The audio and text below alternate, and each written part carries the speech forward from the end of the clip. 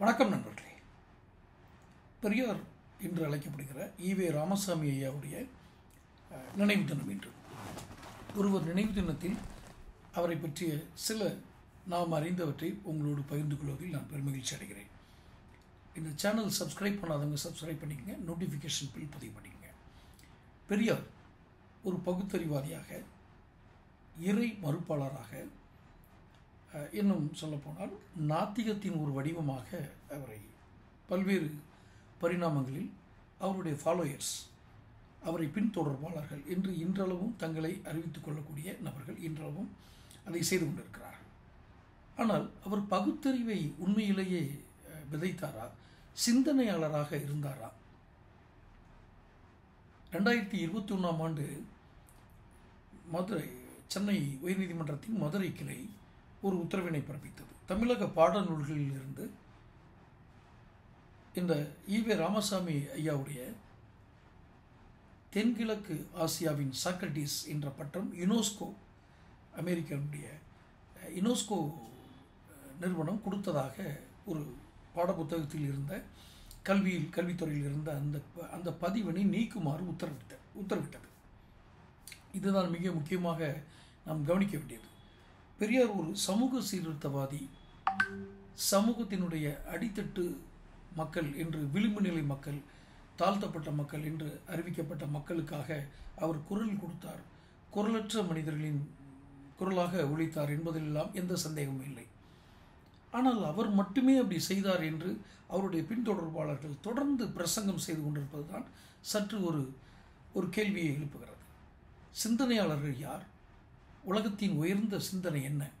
இதை ஈவே ராமசாமி ஐயாவுடைய, அதாவது பெரியாரின் சீடர்கள் என்று தங்களை அழைத்து கொள்பவர்கள் ஒரு நிமிடமாவது இதை யோசிக்க வேண்டும். சிந்தனையாளர்கள் யார்? உலகத்தின் ஆகச்சிறந்த சிந்தனையாளர்கள் என்று யாரை நீங்கள் அழைக்கிறீர்கள்? காலத்திற்கும் பொருந்தக்கூடிய தத்துவங்களை, அல்லது எந்த காலச்சூழலிலும், எந்த ஒரு மனித பரிணாம வளர்ச்சி அடைந்த காலங்களிலும் அந்த சிந்தனை அவனை தூண்டிக்கொண்டே இருக்க வேண்டும். நான் இருக்கிறேன் என்பதை, அவனை எக்ஸிஸ்டன்ஸ், அதாவது அவன் இருக்கிறான் என்பதை, அந்த மனிதன் தான் வாழ்கிறான் என்பதை சிந்தனை செய்வதாக, சிந்தனை வளத்தை தூண்டுவதாக இருக்க வேண்டும். ஒரு குறிப்பிட்ட தத்துவத்தையோ சித்தாந்தங்களையோ இனத்தையோ தாக்குவது போன்ற கடுமையான ரூட் பிஹேவியர் எப்படி, அதாவது முரட்டுத்தனமான சுபாவம், இது எப்படி ஒரு சிந்தனையாளருக்கு பொருந்தக்கூடிய குணமாக இருக்கு என்று தெரியவில்லை. இன்னொன்றையும் சொல்லிக் கொள்கிறேன். நான் ஈவே ராமசாமி ஐயா குறிப்பாக அவர் எதிர்த்த பிராமண வகுப்பை சேர்ந்தவன் அல்ல. என்ன ஏன் சொல்லிக்கிறேன்னா, உடனே சங்கி பிராமணர்கள் பெரியார் ஒரு ஈவே ராமசாமி ஐயாவை எதிர்த்து பேசுவாங்க. இது மாதிரி ஒரு கருத்து பரிமாற்றம் வந்துடக்கூடாதுங்கிறக்காக இது சொல்லுகிறேன். நான் பிராமண வகுப்பை சேர்ந்தவன் அல்ல, நான் சாதி அடையாளமே இல்லாதவன், அப்படி வைத்துக் கொள்ளுங்கள். ஆனால் ஒரு சமூக சீர்திருத்தவாதியை அன்றாடம் அந்த சமூகத்தில் நடந்து கொண்டிருந்த சிலர், வெகு சிலரால், ஒட்டுமொத்த சமூகம் அல்ல, வெகு சிலரால் கடைபிடிக்கப்பட்ட ஒரு பழக்க வழக்கங்களை எதிர்த்து போராடிய சமூக சீர்திருத்தவாதி, அவ்வளவுதான். இதில் இன்னொன்றை கவனிக்க வேண்டும். அவர் கடவுள் மறுப்பாளரை தவிர அவர் நாத்திகவாதி அல்ல. அவர் கடவுள் மறுப்பாளர்.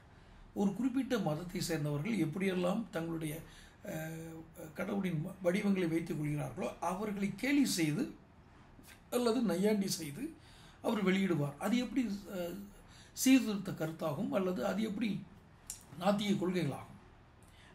இன்னொன்று நன்றாக தெரிந்து கொள்ளுங்கள். இந்த குறிப்பிட்ட பெரியார் பின்தொடர்பாளர்கள் எப்போதுமே முரட்டுத்தனமான சுபாவத்தோடு வாதம் செய்வார்கள். எதிர்வாதம் செய்பவர்களை கடுமையாக தாக்கி பேசுவார்கள். அவர்கள் மன ரீதியாக நிலை குலைந்து பின்வாங்கும் அளவுக்கு, ஐயோ இந்த இடத்துக்கு நம்ம வேணாம் அப்படின்னு நினைக்கிற அளவுக்கு தான் வாதம் பண்ணுவாங்க.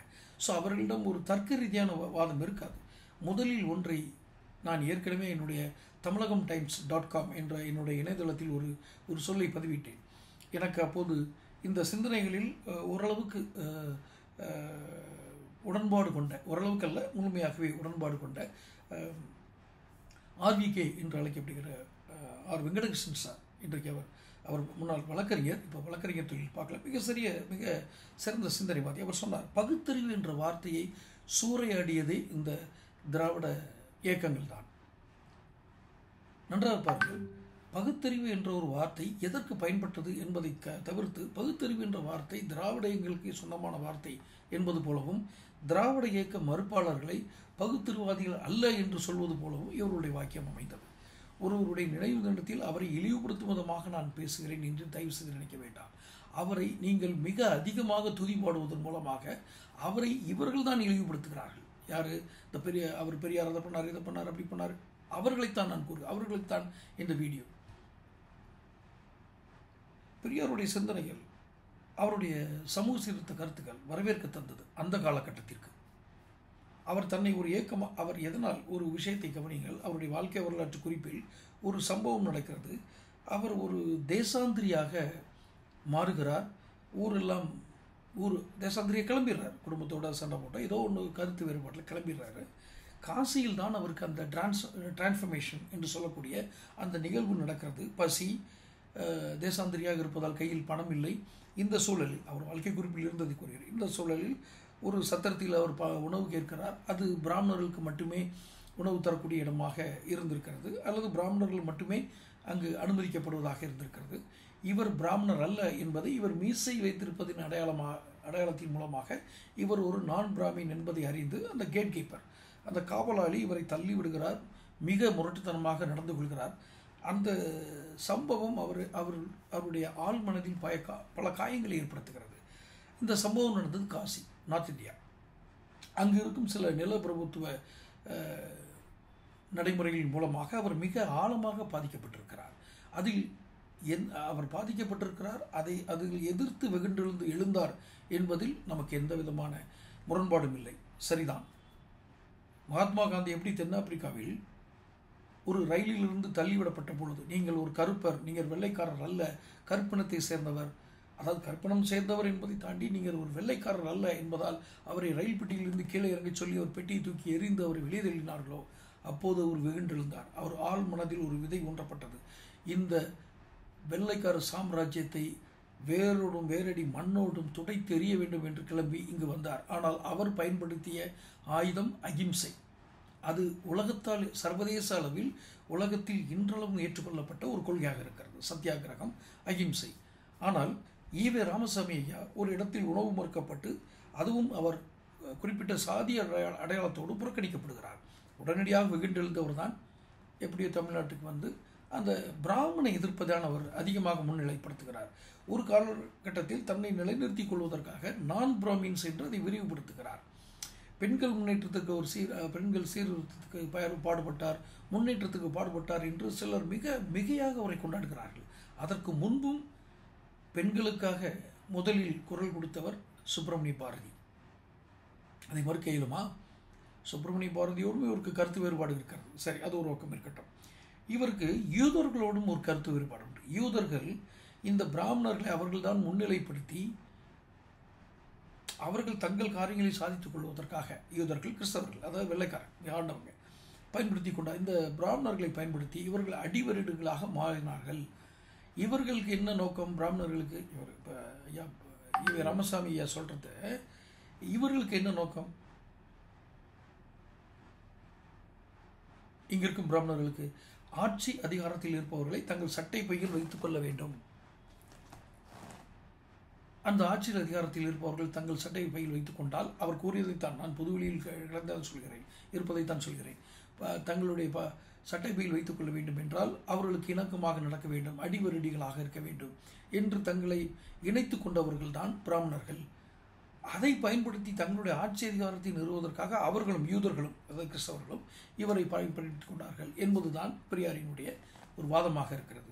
நான் கூறுகிறேன், அது அடிவருடிகளாக மாறுவதும் ஒரு நிலப்பிரபுத்துவ நடைமுறைகளுக்கு அடிபணிந்து தங்களுடைய செல்வ வளமையை பெருக்கிக் கொள்வதற்காக ஒருவர் அப்படியே அடிபணிவதும் பணியாளாக இருப்பதும் நீண்ட காலமாக இருந்து வந்த ஒரு பழக்கமாக இருந்திருக்கிறது.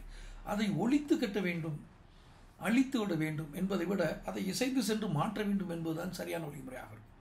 ஒரு சிந்தனையாளருடைய எந்த நடவடிக்கையும் நான் ஈவே ராமசாமி ஐயாவினுடைய நடவடிக்கையில் பார்க்கவில்லை என்பதுதான் உண்மை. ஒரு சிந்தனையாளர்கள் எப்படி சிந்தனைகளை விளைவித்தார்கள். உலக அறிஞர்களை பாருங்கள், ஏன் இந்தியாவிலேயே நல்ல அறிஞர்களை பாருங்கள். கிருஷ்ணமூர்த்தியுடைய இது இல்லையா சிந்தனைகள், ஐயா கிருஷ்ணமூர்த்தியுடைய சிந்தனைகளை படிப்பதற்கென்றால் நீங்கள் தனி மூளை வேண்டும். உங்களுக்கு உங்களுடைய மூளை கட்டமைப்பே மாற வேண்டும். அவருடைய சிந்தனைகள் இல்லையா, அவை புரிந்து கொள்வதற்கு கடினமாக, அதாவது சாமானிய வாழ்க்கையிலிருந்து திடீரென்று ஒரு சிந்தனை உரையை அல்லது ஒரு சித்தாந்த உரையை படிக்கும் பொழுது நமக்கு சற்று கடினமாக இருக்கும். காரணம், நம் மூளை சாமானிய மொழிகளில் பழக்கப்பட்டிருக்கும், அன்றாட வழக்கு மொழிகளில் பழக்கப்பட்டிருக்கும். திடீரென்று ஒரு சிந்தனை மொழியை, ஒரு சித்தாந்த உரைநடையை நாம் வாசிக்கும் பொழுது சிறிது தடுமாற்றம் இருக்கும், ஆனால் பழகிக்கொள்ளும். ஒரு குழந்தை எழுந்து நடப்பது போன்றதுதான் சாமானிய மொழியிலிருந்து சிந்தனை உரை படிப்பது.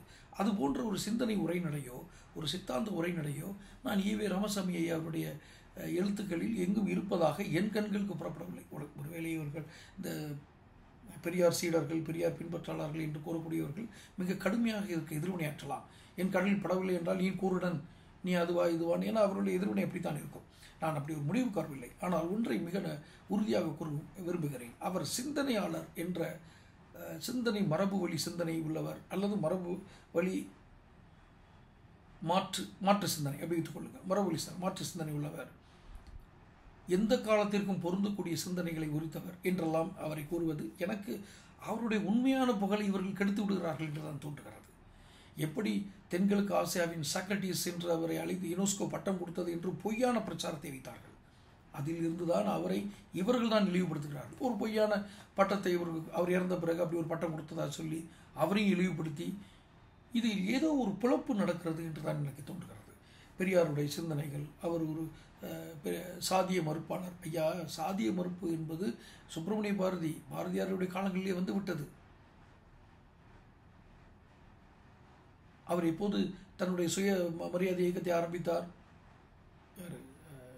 ஈவே ராமசாமி ஐயா. சுப்பிரமணிய பாரதி எப்போது சுதந்திர சிந்தனையை உண்டு பண்ணினார்? அவர் தோற்றுவித்த சுதந்திர சிந்தனைகளுக்கும் சாதிகளற்ற சமூக உருவாக்கத்திற்கான அவருடைய பாடல்களுக்கும் ஐயா ஈவே ராமசாமி ஐயாவுக்கும் ஏதாவது சம்பந்தம் இருக்கிறதா? உடனே அவர் பார்ப்பனன் என்று அவரை ஏற்றுக்கொண்டு இருக்கிறார். ஆனால் முக்கியமாக அவரை மறுப்பாளராகவும் பாரதி மறுப்பாளராகவும் இருந்திருக்கிறார்.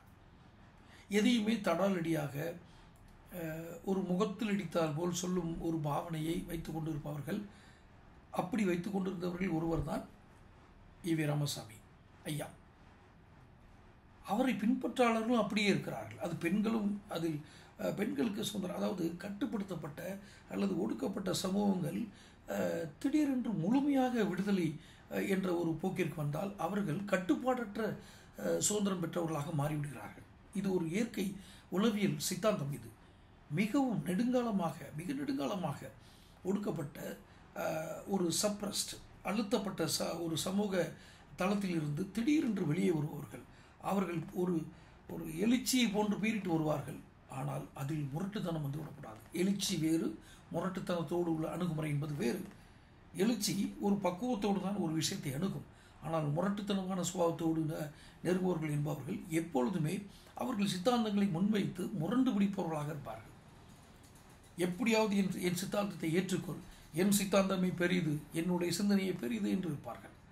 அது எப்படி காலத்திற்கு வளர்ந்து செல்லும்? ஒரு முட்கள் நிறைந்த நெருக்கடியான தோட்டத்தில் வளரும் செடியை போன்றதுதான் பெரியார் சிந்தனைகள். நெருக்கடியான ஒரு சிந்தனையில் அது அதிகம் வளராது, ஒரு குறிப்பிட்ட அளவு தான் வளரும். பல தடைகளை தாண்டி வளர வேண்டும். இவர்களுடன் என்ன சொல்லிடுவாங்கன்னா, அவர்கள் பார்ப்பனர்கள் இதில் ஏற்றுக்கொள்ள மாட்டார்கள், ஆதிக்க சாதி ஏற்றுக்கிட மாட்டாங்க, அவங்க ஏற்றுக்கிட மாட்டாங்கன்னு இவங்களாக ஒரு கதை கட்டமைப்பை உருவாக்கி விடுவார்கள். இங்கு ஒரு பெரிய பொய்யான சிந்தனை களம், உண்மைக்கு புறம்பான ஒரு சித்தாந்த வடிவத்தை உருவாக்கி அதில் ஒரு உருவத்தையும் வைத்து இவர்தான் மாற்று சிந்தனையாளர், இவர்தான் இந்த சிந்தனைக்கான தமிழகத்தையே ஒரு சிந்தனை களமாக மாற்றினார் என்று மிகைப்படுத்தல் தான் அதிகமாக இருக்கிறது.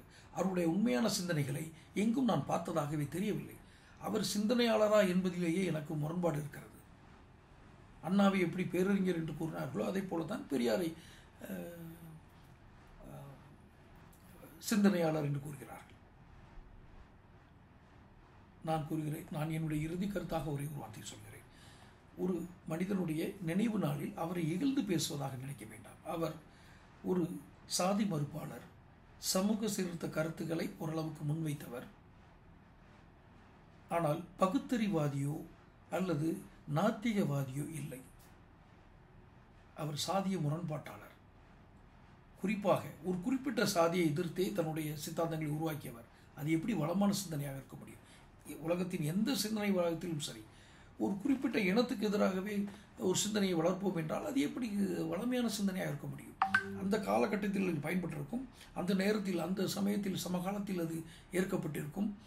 அதன் மூலம் பின்பற்றாளர்களாக வந்தவர்கள் அதை மறுசீரமைப்பு அல்லது மறு ஆய்வு செய்ய வேண்டும். அவரே சொல்லியிருக்கிறார். அவர் சொன்னதாக வாக்கியங்கள் பார்த்திருக்கிறேன். யார் சொன்னாலும், நானே சொன்னாலும், உன் புத்திக்கு, உன்னுடைய சிந்தனைக்கு சுய சிந்தனையோடு சிந்தித்து செயல்படு என்று அவரே சொன்னதாக நிறைய பேர்கள் நான் பார்த்திருக்கிறேன். ஆனால் பின்பற்றாளர்கள் அதை மட்டும் செய்வதே இல்லை. அவரை மிகைப்படுத்தி அவரை செருமைப்படுத்தியதே பெரியாருடைய சீடர்கள் தான், நான் உறுதியாக கூறுவேன். அப்படியே விட்டிருந்தால் அவருடைய சிந்தனைகள் எங்கேயோ வளர்ந்திருக்கும், உலகமே ஏற்றுக்கொள்ளக்கூடியது கூட வளர்ந்திருக்கும். ஏனென்றால் இன்னொன்று, வைக்கம் வீரர் என்று அழைக்கப்படுவதில் கூட ஐயா வைக்கம் போராட்டத்தில் அவர் கலந்து கொண்டார் என்பதும் அன்றைக்கு அவரை விட அதிக பங்களிப்பு. நான் பங்களிப்பில் பெரியது சிறியது என்று எதையும் சிறுமைப்படுத்துவோ பெருமைப்படுத்துவோ இதை சொல்லவில்லை. ஆனால் பங்களிப்பு செய்தவர்களை பூரா மறைத்துவிட்டு வரலாற்றை மறைத்து வைக்கம் என்ற இடத்தில் இவர் மட்டுமே ஒரு போராட்ட வீரராக அறிவிக்கப்படுவார் என்றால் அது மறுக்கப்பட வேண்டிய செய்தி. இன்னொன்று கூறுகிறேன், வைக்கம் போராட்டம் வெற்றி பெற்றதற்கான காரணம் என்ன தெரியுமா? அந்த என்னுடைய சேனலில் அந்த வீடியோ இருக்குது, அதை பாருங்கள். வைக்கம் போராட்டம் வெற்றி பெற்றதுக்கான காரணம், அங்கு மற்ற சாதியினரும் இணைந்து அந்த வைக்கம் போராட்டத்திற்கு ஆதரவு தெரிவித்து ஆலயத்திற்குள் இவர்கள் செல்வதற்கு, மகாதேவன் ஆலயம் என்று நினைக்கிறேன், ஆலயத்திற்குள் இவர்கள் செல்வதற்கு மற்றவர்களும் இணைந்து போராடினார்கள். அதனால தான் இது வெற்றி பெற்றது. இங்கு நான் கூர்மையாக மிக உறுதியாக சொல்வதை நுண்ணியமாக ஒரு நுணுக்கமாக கவனியுங்கள். ஒரு சாதிய மேம்பாடு, ஒரு அழுத்தப்பட்ட தாழ்த்தப்பட்ட பருகினர் மக்கள் என்று அடையாளத்தப்பட்ட மக்களை அவர்களை ஒரு சமூகத்தினுடைய அந்தஸ்துக்கு கொண்டு வருவதற்கு எல்லோரும் சேர்ந்துதான் உழைக்க வேண்டுமே தவிர அந்த சாதியினர் மட்டுமே தங்களுடைய குறைகளை கூறிக்கொண்டு அல்லது போராடி கொண்டு மிக முரண்பாடாக நடந்து கொண்டால் அது ஒரு நாளும் அது முன்னேற்றத்துக்கான வாய்ப்பே அல்ல. இதை சாதிய மறுப்பாளர்களும் ஒரு குறிப்பிட்ட சாதியினுடைய தலைவராகவும் சித்தாந்தவாதியாகவும் இருப்பவர்கள் முதலில் தெரிந்து கொள்ள வேண்டும். பெரியாரை ஏற்றுக்கொண்டதால் மட்டுமே தாம் ஒரு சீர்திருத்தவாதியாக அறியப்படுவோம் என்று ஒரு மாயை இங்கு உருவாகி இருக்கிறது. அது மாயை தான்.